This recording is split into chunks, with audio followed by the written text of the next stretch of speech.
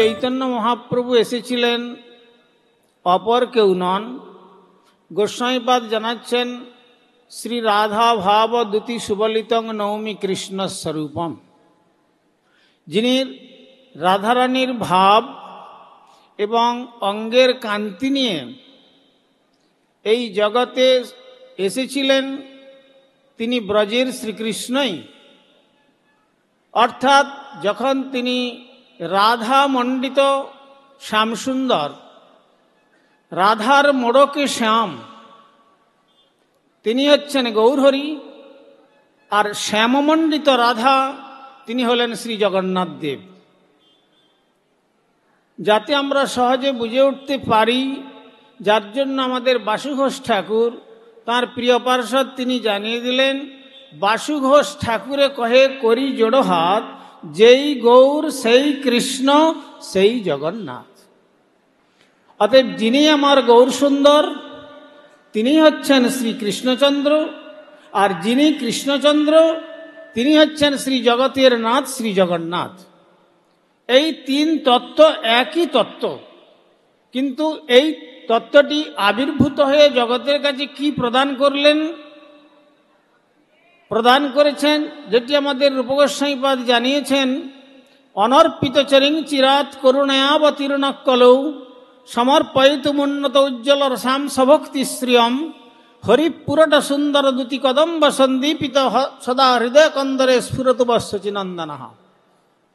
অনর্পিত চরিং চিরাত, সত্যযুগে লক্ষ্মীনারায়ণ রূপেও তিনি যে বস্তু প্রদান করেননি, ত্রেতাযুগে মর্যাদা পুরুষোত্তম রূপে সীতাপতি শ্রী রামচন্দ্র হয়েও তিনি যে সম্পদ প্রদান করেননি, এমনকি দ্বাপরে কৃষ্ণচন্দ্র হয়ে এসেও যে সম্পদ প্রদান করেননি, অতি সঙ্গোপনে রেখে গিয়েছিলেন ব্রজের যমুনার তটন্ত কুঞ্জে, সেটিকে তিনি আচণ্ডালে সকলকে দেওয়ার জন্য এসেছিলেন। সেই জন্য বলা হলো অনর্পিত চরিং চিরাত, ন অর্পিত যহ স এব অনর্পিত, এর পূর্বে কোনো অর্পণ হয় নাই।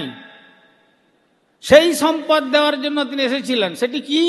উন্নত উজ্জ্বল রসম, উন্নত উজ্জ্বল রস, অর্থাৎ ব্রজরস। ব্রজদেবীগণের যে ভাবের পরাকাষ্ঠা, এই যে আপনারা শুনলেন ব্রজগোপীগণ, ব্রজদেবীগণ তারা কারা? তাদেরকে যদি আমরা মনে করি ব্রজগোপীগণ একটি নারী মূর্তি, তাহলে কিন্তু আমরা ভগবানের তত্ত্ব থেকে বিরত হয়ে যাব, আমরা বুঝে উঠতে পারবো না। সেই জন্য গোস্বামীগণের দৃষ্টি দিয়ে আমাদের পরিদর্শন করতে হবে।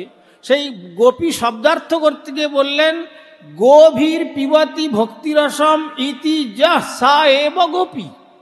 গো মানে ইন্দ্রিয়, অর্থাৎ সর্বেন্দ্রিয়ের দ্বারা যিনি ভক্তি রসপানেতে পরিতৃপ্ত, এমন যে হৃদয়, তিনি গোপী শব্দবাচ্চা। সর্বেন্দ্রিয় ভক্তি পানেতে পরিতৃপ্ত। সেই জন্য আমাদের কবিও বললেন, কবে গোপী ভাব হইবে স্বভাব, আন ভাব নাহি রবে, তবে এ সংসার সিন্ধু পার হয়ে তব ব্রজপুরে যাবে। সুতরাং ভাবুন, আমাদের আলটিমেট ডেস্টিনেশন, আমাদের চরম গন্তব্যস্থল হচ্ছে ব্রজধাম। সেই ব্রজধামে যেতে গেলে কি ভাবের প্রয়োজন, সেইটাই বললেন, গোপী ভাব। কেউ যদি মনে করেন আমি সন্ন্যাসী, কেউ যদি মনে করেন আমি ব্রহ্মচারী, কেউ যদি মনে করেন আমি বানপ্রস্থ অবলম্বন করেছি, কেউ যদি মনে করেন যে আমি গৃহস্থ ধর্ম অবলম্বন করেছি, কেউ যদি মনে করেন আমি ব্রাহ্মণ, আমি ক্ষত্রিয়, বৈশ্য, শূদ্র, মিলেচ্ছ, অন্তজ, এসব ভাবনা নিয়ে ব্রজে রাধা গোবিন্দের যুগল মাধুরী আস্বাদন করা যায় না। কি নিয়ে আস্বাদন করা যাবে, কি অবস্থাতে? শ্রীমান মহাপ্রভু জানিয়েছেন, না হং বিপ্র নচ নরপতি, না পিবৈশ্য ন শূদ্র, না হং বর্ণী নচ গৃহপতি, ন বনস্থ জ্যোতির্বা, কিন্তু প্রদ্যন নিখিল পরমানন্দ পূর্ণ মৃতাব্ধে গোপীভর্তুর পদকমলয়োর দাস দাসানুদাস। তিনি পরিষ্কার তিনি জানতেন না যে আমি জগন্নাথ মিশ্রের সন্তান, একথা বলতে পারতেন, তা তো বললেন না। তিনি বললেন না হং বিপ্র, প্রথম ওটিকেই তিনি প্রথম কাট আপ করেছেন, আমি ব্রাহ্মণ নই। না পিবৈশ্য না শূদ্র, না হং বর্ণী, আমি কোনো বর্ণের মধ্যে আমার হিসাব নেই। আমি কোনো আশ্রমের মধ্যে ধর্তব্য নয়,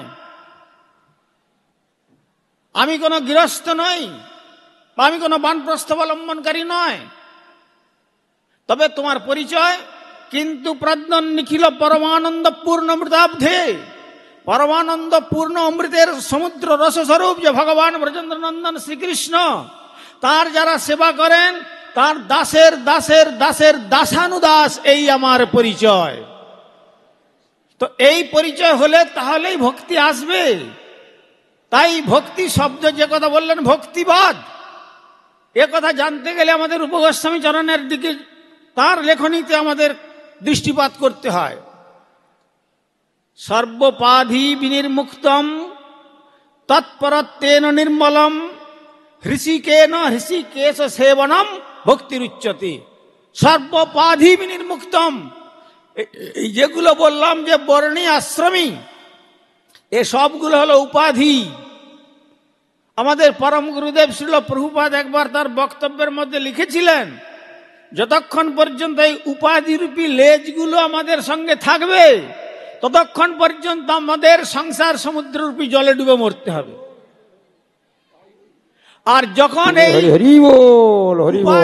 এই উপাধিরূপী লেজগুলো খসে যাবে তখন জানবেন সে আর জলেও থাকতে পারে, স্থলেও থাকতে পারে, আবার ইচ্ছা করলে গৌর গোবিন্দের গোলক বৃন্দাবন ধাম যাত্রা করতে পারবে। এই জন্য বলেছেন সর্বোপাধি বিনির্মুক্তম। আমরা আমাদের নামের পরে ডেজিগনেশন দিয়ে দিই, কাব্য, ব্যাকরণ, সাংখ্য, সদর্শন, তীর্থ, MA, PRS, PhD, degree, DPhil, কত রকম ডিগ্রি, ডিপ্লোমা, এসব উপাধি আমরা লাগিয়ে দিই। কিন্তু শ্রীমান মহাপ্রভু বললেন, এই জগতের উপাধির দ্বারা আক্রান্ত হৃদয় কখনো শ্রী গোবিন্দের পাদপদ্মের রাজ্যের সন্ধান লাভ করতে পারে না। সর্বোপাধি বিনির্মুক্তম। তারপরের কথা বললেন তৎপরত্বেন নির্মলম। তখন আমরা তৎপর হতে পারবো, ভগবত পরায়ণ হতে পারবো। ভগবত পরায়ণ হতে পারবো বললে তো হয় না, না। মহাপ্রভু আপনি আচরি ধর্ম জীবের শিখায়, যে কথা পূর্বে আলোচিত হয়েছে।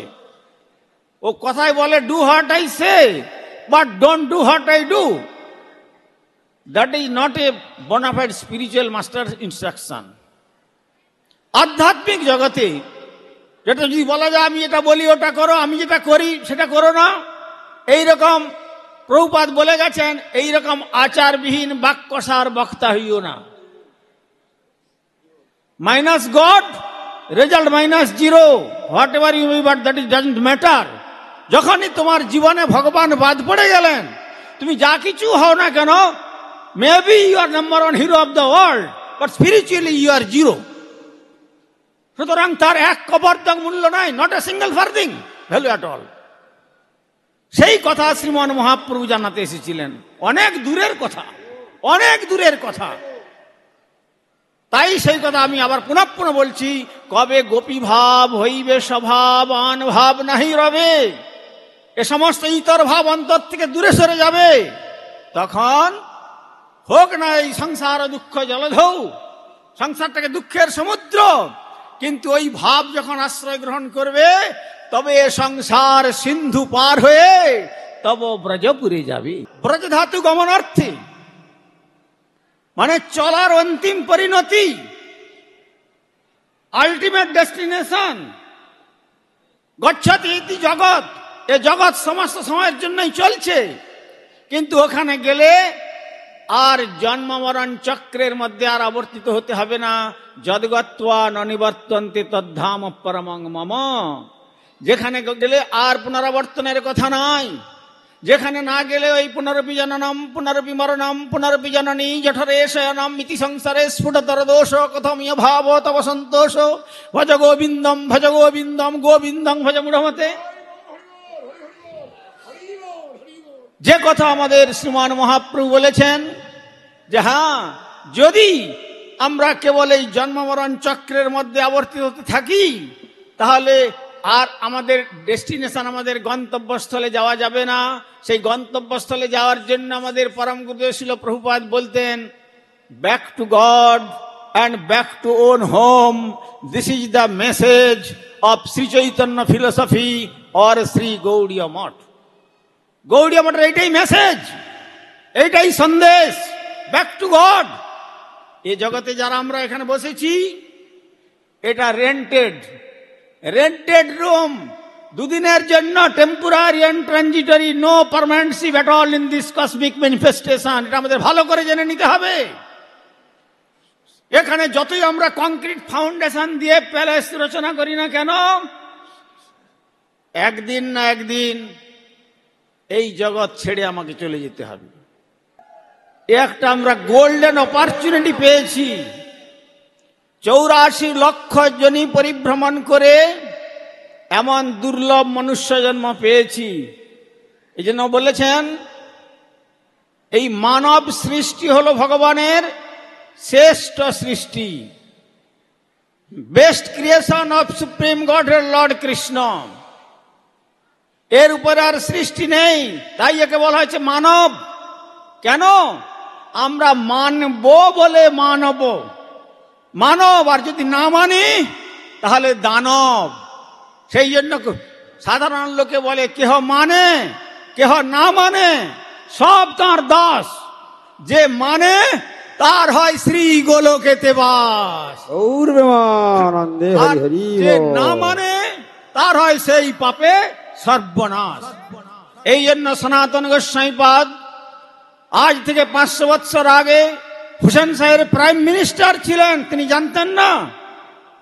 মহাপ্রভু যখন কাশীতে গেলেন আর মহাপ্রভুর চরণ তলে বসে তিনি জিজ্ঞাসা করছেন, কে আমি, কেন মরে যারে তাপত্রয়, ইহা নাহি জানি কইছে হিত হয়, সাধ্য সাধন তত্ত্ব কিছুই না জানি, কৃপা করি সেহ তত্ত্ব কহতো আপনি। আমি বুঝতে পারছি না কে আমি, হু এম আই। এটা তার প্রশ্ন ছিল। আমরা হলে তো বলতাম আমাদের ডেজিগনেশনটা দেখে নেন আমরা কে। মহাপ্রভু জানতেন না সনাতন গোস্বামী, কিন্তু তার উত্তরটা শুনতে চাইলেন মহাপ্রভুর কাছে শ্রীমুখ থেকে। মহাপ্রভু কি বললেন? জীবের স্বরূপ হয় কৃষ্ণের নিত্য দাস। We are eternal servitor of supreme Godhead Lord Krishna, that is our real identification.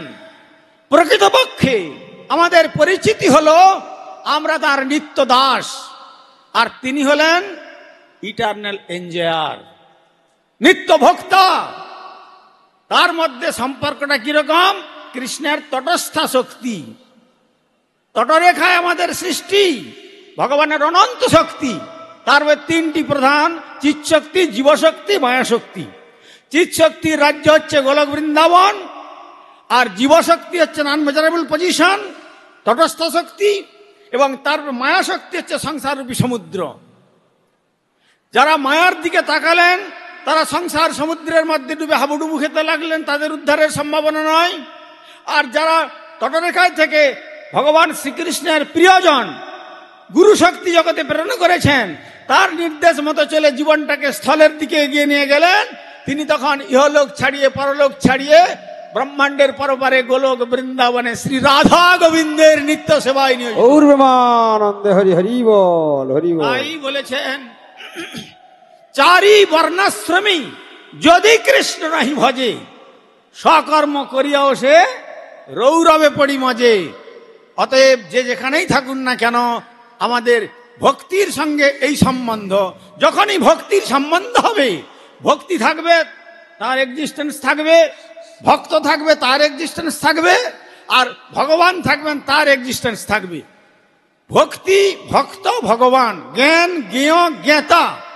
Mahaprabhu তাই এই কলিকালে আবির্ভূত হয়ে এত সুন্দর সম্পদ দিয়ে গেলেন যে কর্ম, জ্ঞান, যোগ, তপ, যা কিছুই, যেমন গীতাতেও ভগবান কর্মের কথা বলেছেন, জ্ঞানের কথা বলেছেন, যোগের কথা বলেছেন, তপস্যার কথা বলেছেন, অনেক কথা বলে শেষ পর্যন্ত বললেন ভক্তি আমাম অভিজন্নাতি যাবান যষ্ট আসমি তত্ত্বত ততমাং তত্ত্বতে গত্বা বিষয়ে তদনন্তরম।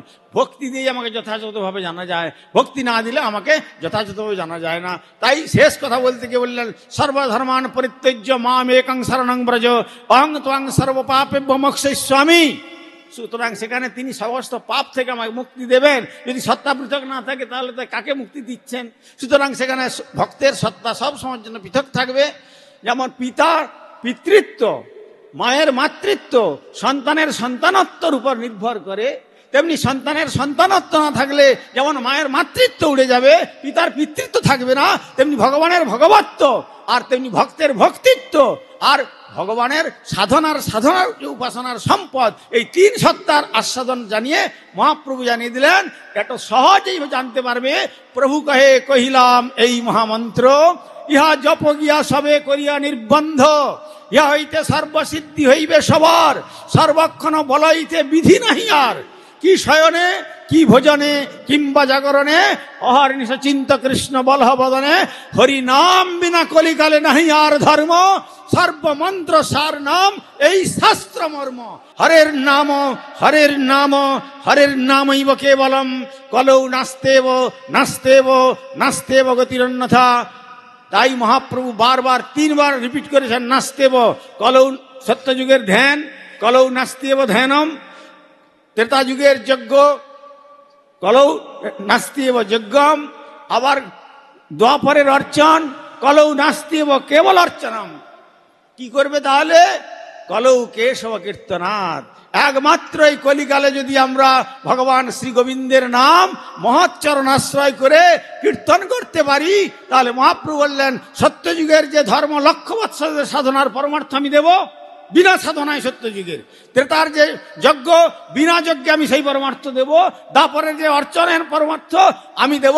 হে কলির মানুষ, তোমরা যখন এই কলিকালে জন্মগ্রহণ করেছ, মহৎচরণ আশ্রয় করে বদন ভরে দুটো বাহু তুলে নিতাই গৌর সুন্দরের পবিত্র নাম কীর্তন করো। সাধ্য সাধন তত্ত্ব যে কিছু সকল, হরিনাম সংকীর্তনে মিলিবে সকল। অতএব এই হরিনামই কলিকালের একমাত্র সাধ্য, একমাত্র সাধনা।